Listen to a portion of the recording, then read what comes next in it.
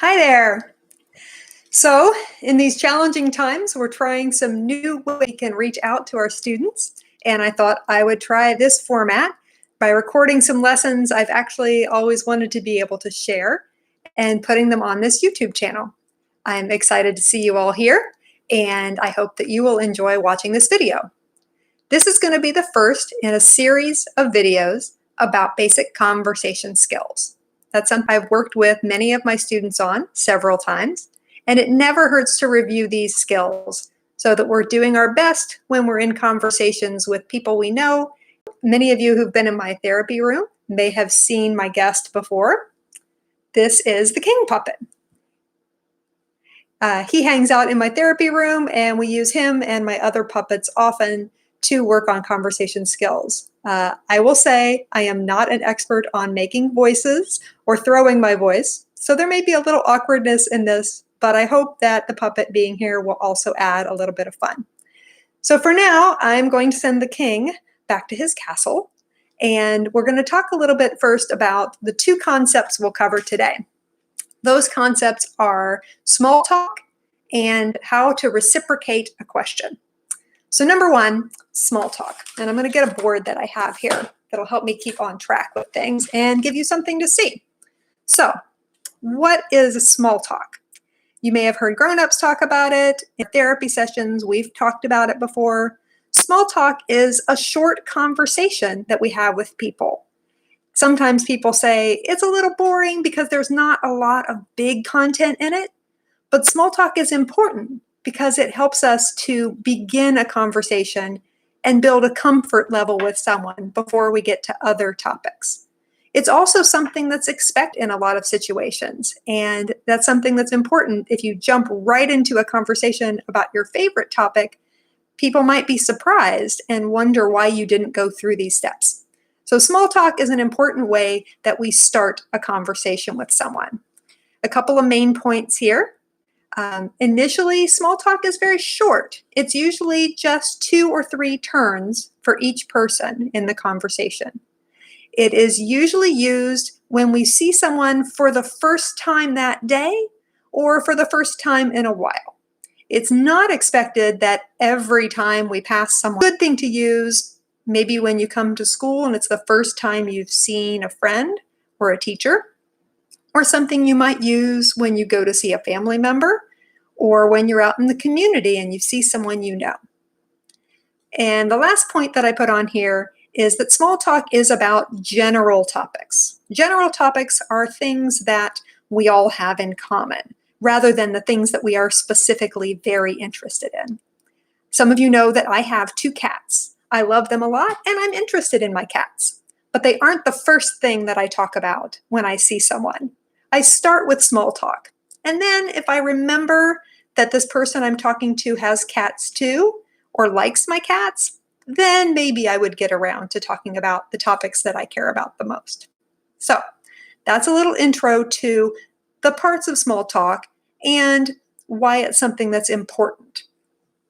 Now I'm going to show you a visual tool that, again, I've used with my students several times. This is what I call the small talk square. I draw it, or I have my students draw it, and then we tap our way through each part of it to make sure that we're taking those 2 or 3 turns to make a small talk conversation happen. So the first part of the small talk square is saying hello or hi. It's expected that when we see someone, whether we wave or we verbally say hi or hello, in some way we greet them and acknowledge them. So we start out with whatever version you want of this. Hey, what's up? Hi, hello. So you can get the conversation going.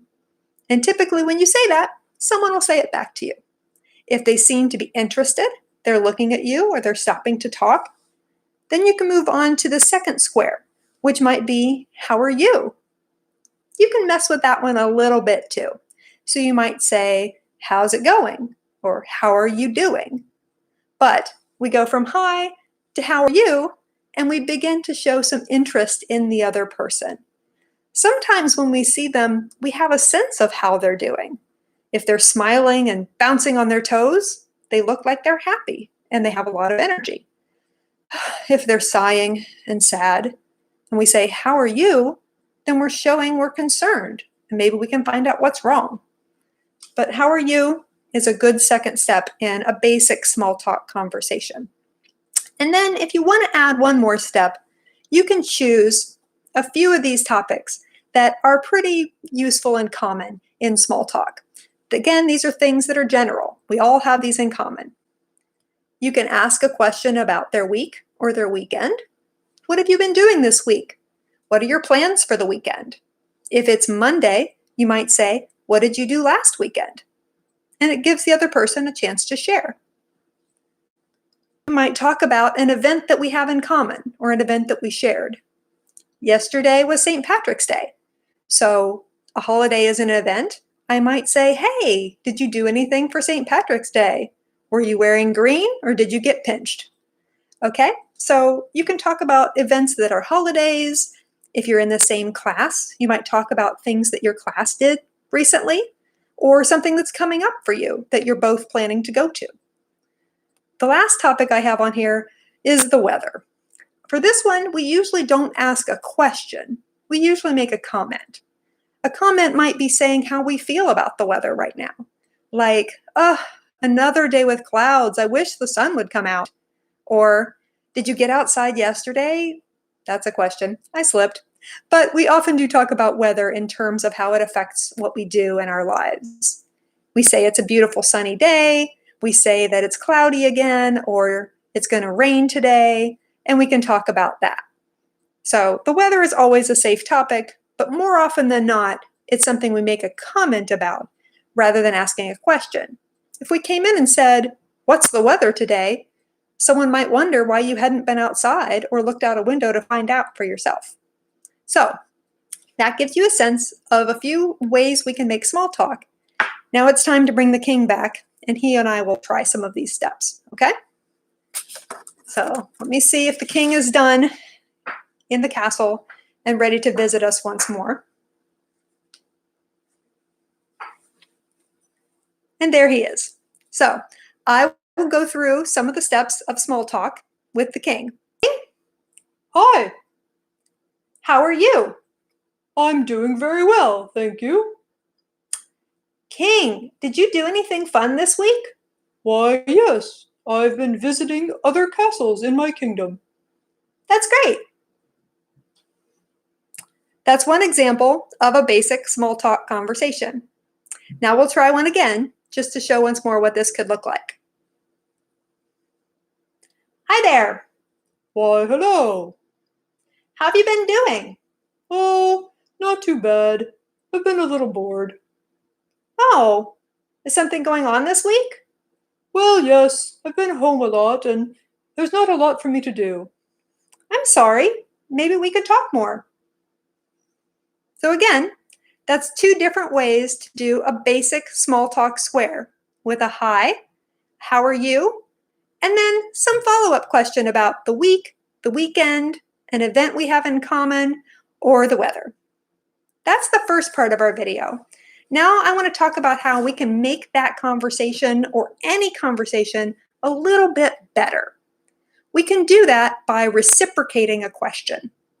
When we reciprocate a question, we bounce it back to the person. It's almost the question back. We're throwing that same ball back to them. So if we were doing the small talk square, that would mean we ask these other things. I'll tell you a secret. Sometimes when someone says, "What did you do this weekend?" they really want to tell you what they did this weekend. So you answer the question and then you ask it back, and it gives them a chance to talk about whatever fun topic they might want to share or something challenging that maybe they're dealing with and they're hoping you can help. I'm going to bring the king back and we'll reciprocate a few questions just to show what that's like.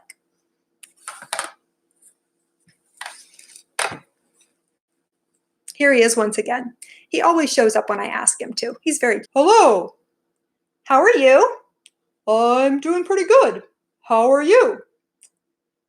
I'm pretty good today. Thanks for asking." "Hey, what are you doing this weekend?" "Why, I'm going to have a parade." "Oh, wow, that sounds great." "What are you going to do this weekend?" Well, I think I'm going to stay home. I've got some shows I want to catch up on, but maybe I could come to your parade. That would be wonderful. Okay, so we did the same kind of small talk conversation, but we bounced questions back. I asked, "How are you?" And then the king asked me. I said, "What are you doing this weekend?" And then the king asked me what I was doing this weekend so that I could share too. Reciprocating a question gives both people the chance to ask and to answer. It makes the conversation more balanced so that both people get time to talk. These are great things that we can do in a conversation so that we can build more of a friendship with someone and learn more about them, which will make it easier to have a conversation again in the future. We're going to try one more time with reciprocating questions with the king, and then we'll review for today. Hello, King. Hello. How are you doing today? Well, I'm doing pretty well, I think. Couldn't ask for anything else. That's nice. How are you? I'm doing pretty well. I'm learning some new things. Oh, have you been doing something new this week? Yeah, I've been learning how to make these videos. That's nice. What are you doing this week, King? Well, I'm planning a great event that's coming up later this summer. I'm going to have a big party at my castle. That sounds awesome. Okay, if you can get around my voicing, the sense there was that each of us got to take turns talking about how we were doing and things we would be doing in the future. That's how we reciprocate conversation. We ask and we answer, and then the other person gets to ask. I'll put the king away for now, and we'll do a quick review. So, today we've talked about small talk and reciprocating questions. Remember that small talk is a short conversation, 2 or 3 turns per person. In small talk, we use small talk the first time we see someone. Usually it's the first time that day, or maybe the first time we've seen them in a while, but we don't have to do small talk every time we see someone. And in small talk, we talk about general topics, things like how we're doing, what our plans are for the week or the weekend, or the weather. Those are all good small talk topics. In a small talk conversation, you can think about the small talk square. You start with a hi or a hello or hey. You continue to maybe asking someone, how are you? How are you doing? What's going on? And then you can choose these topics or maybe 2 if you want. You can talk about things like the week or the weekend. You can ask a question about a shared event, something that you both know about or you both might be going to. Or you can make a comment about the weather, sunny, rainy, and how you feel about it. Once you've got the small talk square mastered, then you can work on reciprocating. Do that ball saying, how are you? You catch it and answer, and then you throw it back. You tell them, how are you? And then they can answer. This is a great way to build friendship and connection and to share information with someone so we know more about them for the next time we have a conversation. That's the end of this video. Thanks for watching, and I hope to see you on future videos, maybe with some different puppets.